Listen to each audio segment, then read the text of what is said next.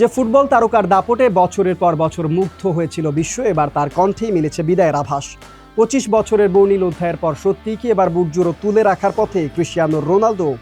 41 বছর বয়সে এই পর্তুগিজ মহাতারকা জানিয়েছেন চলতি মৌসুমই হতে পারে ফুটবলার হিসেবে তার শেষ বছর।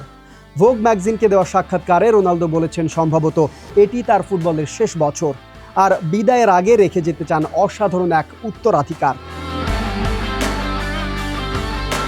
2002 সালে স্পোর্টিং লিসবনের হয়ে পেশাদার ফুটবলে যাত্রা শুরু। এরপর ম্যানচেস্টার ইউনাইটেড, রিয়াল মাদ্রিদ এবং জুভেন্টাস হয়ে এখন আল নাসের।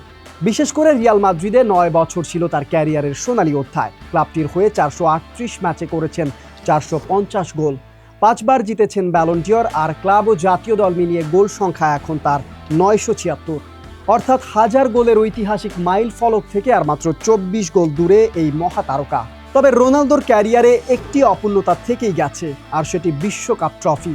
6টি বিশ্বকাপে অংশ নেওয়ার যৌথ রেকর্ড গড়েও সবচেয়ে বড় এই ট্রফিটি ছুঁতে পারেননি তিনি।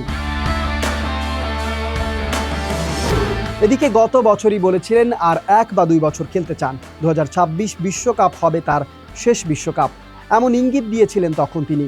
কিন্তু এবার অবসরের ব্যাপারে আরও স্পষ্ট হলেন তিনি। ফুটবল ছাড়ার পর কি করবেন সেটিও ভেবে রেখেছেন রোনালদো। পরিবারকে আরও বেশি সময় দিতে চান, ভ্রমণ করতে চান, প্যাডেল খেলতে চান ও দেখতে চান, আর 25 বছরের কঠিন পরিশ্রমের পর অর্জনগুলোকে উপভোগ করতে চান তিনি। রোনালদোর ভাষায় ফুটবল ছেড়ে দিলে জীবনের এক বড় শূন্যতা তৈরি হবে, আর সেই শূন্যতা নানা কাজ দিয়ে পূরণ করতে চান তিনি। প্রশ্নটা থেকেই যায়, কবে শেষবারের মতো মাঠে নামবে ক্রিস্টিয়ানো রোনালদো? আল নাসরের সঙ্গে চুক্তি তার 2027 সালের জুন পর্যন্ত। তবে তার নিজের কথাই যদি ইঙ্গিত মেলে, তাহলে বিদায় হয়তো তার চুক্তির শেষ পর্যন্ত অপেক্ষা করবে না।